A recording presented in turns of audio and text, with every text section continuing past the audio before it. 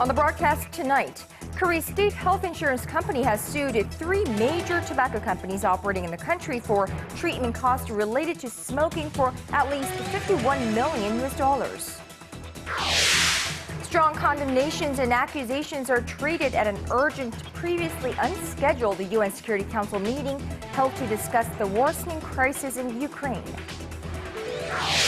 And more child abuse cases making headlines in recent days in Korea and public outrage over lenient punishments. We speak to an expert on Korea's legal system regarding child abuses. Early edition at 6 begins now.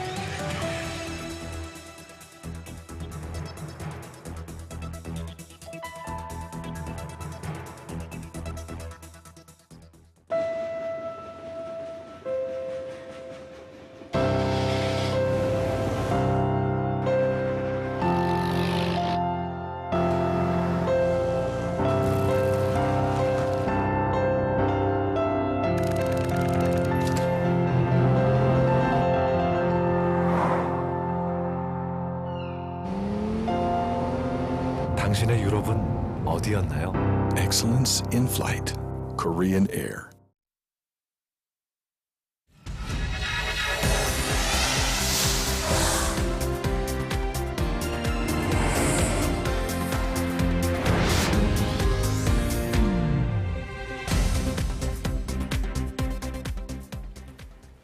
It is 5 a.m. in New York, 7 p.m. in Canberra, and 6 on a Monday evening here in Seoul. Welcome to Early Edition at 6. I'm Moon Gon-young. And I'm Daniel Che. Thank you for joining us. While North Korea will be celebrating the birth anniversary of its founder Kim Il-sung this week, South Korea and the international community will be watching with anticipation to see if the regime launches yet another provocation. And if history is any indication, troubled times may be ahead. Our foreign affairs correspondent Hwang Sung-hee has an analysis. April has historically been a month of provocations for North Korea. It was in April that the communist regime conducted 2 of its 5 long-range ballistic missile launches and unilaterally closed down the inter-Korean factory zone in the north. The month has a number of politically significant events, and provocations are one way for the North Korean leader to demonstrate his strength and power for regime consolidation. If history repeats itself, this week could turn out to be a crucial one in inter-Korean relations. Tuesday marks the birthday of North Korea's founder Kim Il-sung, and on Friday, the joint military drills between Seoul and Washington will come to an end. North Korea's notification to Japan of possible missile launches by Thursday is also raising concerns. This comes amid back-to-back meetings between Seoul, Washington, Beijing, and Tokyo as they try to jumpstart the long-stalled 6-party talks. The multilateral dialogue, consisting of the 2 Koreas, the U.S., China, Japan, and Russia, has not taken place since late 2008. Some experts say the North could back away from further provocations and instead return to the negotiating table. There's a chance North Korea could give up its nuclear tests if the 6-party talks on denuclearizing the North resume. Pyongyang could make a gesture to improve inter-Korean ties first. Still, most experts warn of another round of provocations by Pyongyang ahead of U.S. President Barack Obama's visit to Seoul and Tokyo at the end of this month. Hwang Sung-hee, Arirang News. Now, just last week, Korea's biggest tobacco company won a 15-year-long legal battle filed against them by individuals seeking compensation for smoking-related illnesses. But now it's the National Health Insurance Service's turn, and they think they've got a much better shot at winning. Our Kwon So-ah has this report. For the first time ever here in Korea, a public organization, the National Health Insurance Service, is suing cigarette companies to recover medical costs incurred due to tobacco-related illnesses. Less than a week ago, 7 individuals and their families lost a 15-year-long case against Korea's biggest cigarette manufacturer, KT&G. This time, the plaintiff is the National Health Insurance Service, which filed a $52 million complaint Monday against KT&G, as well as Philip Morris and British American Tobacco. The health agency says nearly 4% of its total health insurance payouts have gone toward tobacco-related treatment since 2011. As you all are well aware, smoking cigarettes affects the nation's people, and especially women and adolescents. We are going to proceed with the legal battle for the future of our nation and to guarantee that health insurance costs are maintained. The health insurance service will focus on proving the cause and effect relationship between cancer and smoking, along with any breaches of the law that the tobacco companies may have committed. It isn't much different from the case presented by the individuals who lost their case last week. The National Health Insurance Service says due to its big database and its thorough investigation, it has a better chance than individuals of winning in this case. KTNG, the defendant in the individual's case, refused to reveal a lot of its data. We understand that a lack of information provided caused the plaintiffs to lose. The insurance service emphasized that the entire trial won't just be taking place behind closed doors in court, but that every bit of the process will be openly shared with the public. Kwon So-ah, Arirang News. Over in Korea's National Assembly, lawmakers still remains at loggerhead over key bills at April's extraordinary session.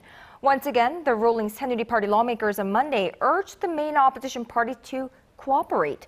Our political correspondent Ji Myung-gil has more.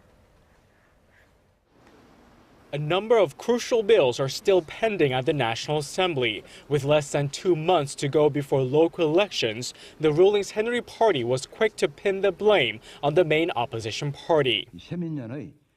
The main opposition New Politics Alliance for Democracy is keeping so many bills at hostage because it is not backing away from a set of broadcasting-related bills. We need to pass the welfare bills, the anti-nuclear terrorism bills, and the defense cost-sharing pact with the U.S., along with many others at April's parliamentary extra session. Choi said that during the administrations of Presidents Kim Dae-jung and Roh Moo-hyun, the percentage of bills passed was about 60% and 40% respectively.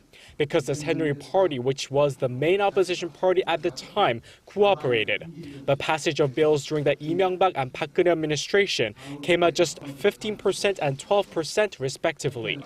Choi said it's because the current opposition party has refused to work with the ruling party. The New Politics Alliance for Democracy has put more focus on making the candidate nomination system more transparent ahead of the June local elections. The party will start fielding candidates starting today. We will replace over 20% of incumbent local government heads at the city's ward offices and councillors applying for nominations in local elections. The move is intended to replace officials who have been repeatedly nominated by the party over the years. On Monday, the New Politics Alliance for Democracy held their first meeting to screen candidates who may have engaged in bribery, embezzlement, or sexual harassment. The opposition party hopes that by applying stricter rules, it will help the party reach its aim of creating new politics. Ji Myung-gil, Arirang News.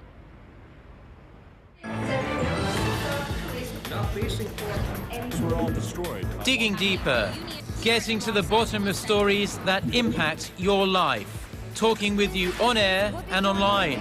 Connecting you with experts on the world's most pressing issues. News and current affairs at its best with Moon Gon-young and Daniel Che on Early Edition at 6.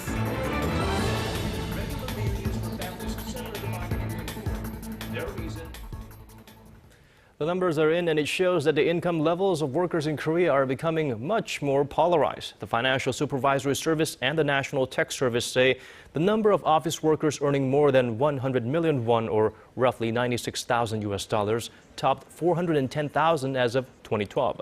That's more than double the total from 2008. But the number of workers making less than $29,000 also edged up by 4% to more than 11 million during the same period. $29,000 is generally considered to be an average starting salary for a college graduate here in Korea. The report adds that the income gap between regular workers and executive-level officers is increasing. At Samsung Electronics, for example, those in the higher position earned 66 times as much. So how to get those big bucks? One way is to get a job at Samsung. So if you want to get a job there, prepare to get run through the ringers. It all starts with an aptitude test, which About 100,000 people have already taken this year alone. It underscores the appeal of working for Korea's largest company, but also that the nation's economy could be in trouble if Samsung hits hard times. Our Kim Ji-yeon has more. On an early Sunday morning, this large group of people is heading toward a local school ground. They're not adolescents looking for extra credit. They're job applicants to Korea's largest company, Samsung. Working for the conglomerate is considered a dream job as it offers stability, benefits, and good pay. So what does it take to get hired? The first hurdle applicants must clear is a Samsung aptitude test. If they want an interview, they have to pass the standardized test first. It evaluates a person's abilities in a wide range of subjects, including linguistics, math, and logic. There's heated competition among job applicants each and every year, and this year is no exception. Reflecting this fervor to get a job at Samsung, there's a variety of workbooks on every subject of the Samsung aptitude test, illustrating just how much influence the Korean conglomerate has on the Korean economy and society. Since the beginning of the year, more than 100,000 people have applied for employment at Samsung, but just around 4,000 are expected to land a regular paying job. That means that only 1 out of 20 people will get in. I could have graduated college late last year, but postponed it to study for the Samsung aptitude test. I even took classes to get a good score. Samsung Group's total market value was more than $286 billion in 2012, comprising nearly 26% that of all listed companies in Korea. At the same time, combined operating profits of Samsung and its affiliates were nearly 16% of the listed companies in 2012, at around $29 billion. Market researcher CEO Scores suggests a need to find ways for other Korean companies to boost their revenues as well. They highlight the risks to the Korean economy if Samsung faces external risks that hurt their profit margin. Kim Ji-yeon, Arirang News.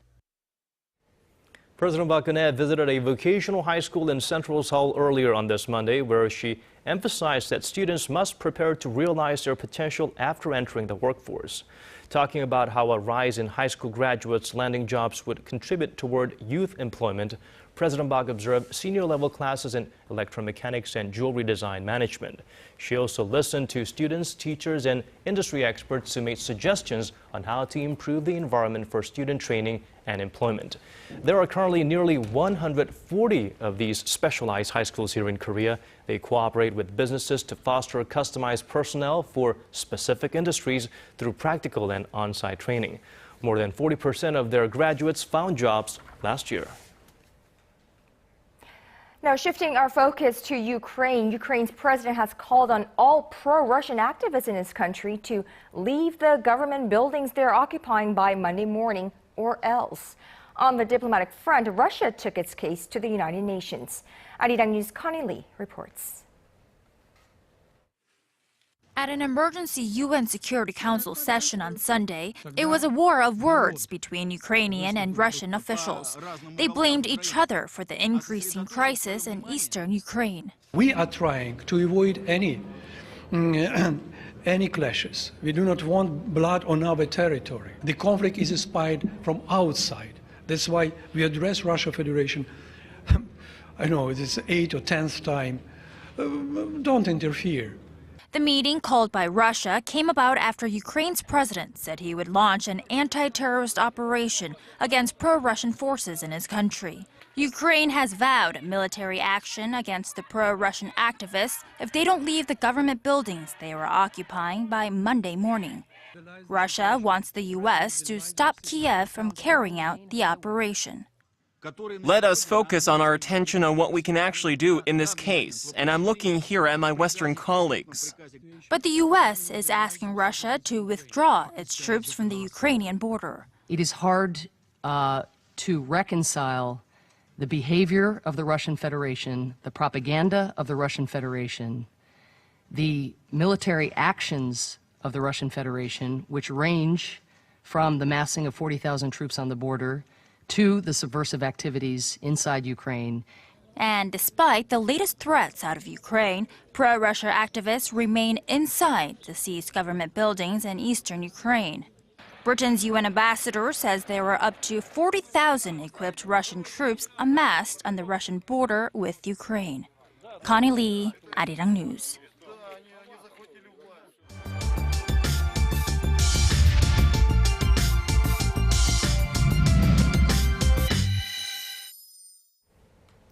The recent cases of two women convicted of beating their stepdaughters to death has shown one bright light on the child abuse problem here in Korea and another on lawmakers who are being asked to address it. Our Son Jung-in takes a look at the continuous rise of child abuse cases here in Korea. According to the Ministry of Health and Welfare, the number of child abuse cases reported last year amounted to 6,800, up nearly 400 cases from a year earlier. But the actual figure is estimated to be far higher, considering those that go unreported. Among the cases on record, 80% of the children were victimized by a parent. Biological fathers were the most common abuser, accounting for 41%, followed by biological mothers at 35%, and stepmothers and stepfathers at 2% and 1.6% respectively. If they weren't being abused at home, the most common place was at child welfare centers or daycare centers, where nearly 10% of cases were reported. 40% of the victims said they were abused almost every day. The harsh reality is that similar findings are reported every year, but nothing is done to address the problem. The most recent cases, in which two women received 10 and 15-year prison sentences for beating their stepdaughters to death, has shed even more light on the problem. They've prompted the public once again to call on the government to come up with detailed measures to prevent child abuse and protect children. Son Jung-in, Arirang News. And yet another shocking crime committed against a child in this country, this time in the southeastern province of Gyeongsang-buk-do, where a man in his early 20s has been arrested in the death of his 28-month-old son. Police say the man, identified only by his family name Chung, came home in March to discover his neglected son dead. They claim he hid the body in his apartment complex's balcony for more than 3 weeks before disposing of it over the weekend in a trash bag. They say Chung separated from his wife in February and since then barely returned home, spending most of his time in internet cafes. The exact cause of death for the toddler is currently under investigation, but authorities plan to file murder charges against his father. Two stepmothers who beat their stepdaughters to death in two separate cases were convicted and sentenced to jail time last week here in Korea, and they have trained a spotlight on the thorny subject of child abuse in this country. But not only that, it has created public outrage, and rightfully so, as the stepmothers who beat these children to death were sentenced to only 10 years and 15 years behind bars, respectively. Right, critics say the sentences were too lenient for their crimes and won't deter child abusers. So, what about the legal system? How has it allowed this to happen? And rather, what can we do to change it? We have an expert in the studio. Joining us live in the studio is Dr. Hwang Jung-wook, professor of law at Hankuk University of Foreign Studies. Professor Hwang, welcome to the program. Thank you for having me here. Now, first and foremost, let me ask you this question. How is it possible for someone to get away with murder like that? I mean, on what legal grounds were these sentences made? I mean, I understand there's a huge public outcry. As you pointed out, it does sound like people have gotten away with murder. But the crucial legal distinction that were made in both cases is that the two stepmothers were not charged with murder, but instead they were charged with voluntary manslaughter, or the Korean term is 상해치사, which actually means that the Korean system didn't look at this as a murder, which it requires high degree of premeditation as well as specific intent to kill somebody. And at least the courts and the prosecutors felt that these mothers didn't really try to kill their children. They did abuse them, so therefore murder charge was not warranted. So what kind of child protection laws are there in Korea currently? So basically, in cases like this, there will be a couple of laws that are applicable. One is Children Protection Act that actually sets up various government programs designed to basically set up children welfare services and the steps that the government can take. And when actual physical abuse takes place, then it is a criminal code takes over. And the fact that victims are children means that there will be aggravating factors in sentencing phase. No, there were similar cases in the U.S. and Germany recently. Both were sentenced to life behind bars. Now, tell us about child protection laws in other countries, how it compares with the Korean system. I think the cases that you mentioned, both in Germany and the U.S., especially the U.S., the system that I'm most familiar with, it is a little easier to charge somebody with murder, and that there has been actually a trend going on in the U.S. for over-criminalizing various offenses, which actually means that U.S. next to China actually has more people incarcerated per unit of population than any other countries. And, it is certainly a step that Korea can consider taking, but I'll advise Korea to really, consider this long and hard rather than being caught up by, sensational headlines. Well, there are some changes, positive changes being made. A special law on child abuse was passed at the National Assembly to take effect in September 29th. Now, how effective will this be in tackling future child abuse cases in Korea? So currently what the Korean Civil Code does is that either the government can take away the children and cut off the parental rights or not. There's no intermediate steps. So this new special law is actually designed to give a lot of extra options to the government. But having said that, I guess the current criticism that is being lodged against this particular law is the law itself might be laudable and might have a lot of good features if implemented correctly, but we do need to commit money and manpower in order to implement that. And there was just a case that we're just getting reports of a father, 22-year-old father, being tried with a murder case for neglecting his 28-month-old son. How is that case different from the two cases, and this one is tried with murder? Well, one could actually look at the case somewhat cynically, say that maybe police are looking at the headlines and sort of reacting to it. They might be overreaching a little bit when they're asking for murder charges. But I think you do need to sort of consider the cultural context in Korea. For example, corporeal punishment is much more tolerated in Korea than, say, some of the other Western democracies. And at the same time, police are also very reluctant to get involved when it's personal family matters. I mean, you hear a lot about police officers now wanting to get involved if family members fight, or when the parents are saying that I'm just merely disciplining my children, then the role of police becomes really difficult in the current Korean society. So these are not some quick things, I think, that we can do easily just by jacking up sentences for abusive parents like this. That is the key problem, I suppose, the societal cultural factor. And it's probably why child abuse cases are so rarely exposed in the Korean society. Now then, what needs to be done to tackle this issue? I mean, at least so that we are on par with other countries.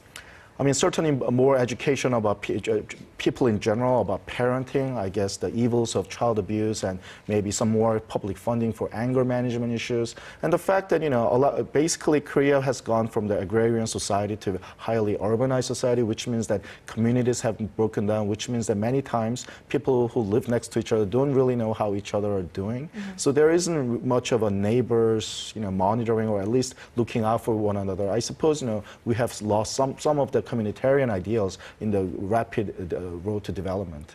Hopefully we will have the legal system and the government and, of course, each other, Koreans looking after one another, making sure no more child abuse cases will be making headlines here in Korea. Well, Dr. Hwang Jung-woo, Professor of Law at Hankuk University of Foreign Studies, thank you so much for your time today. Thank you both.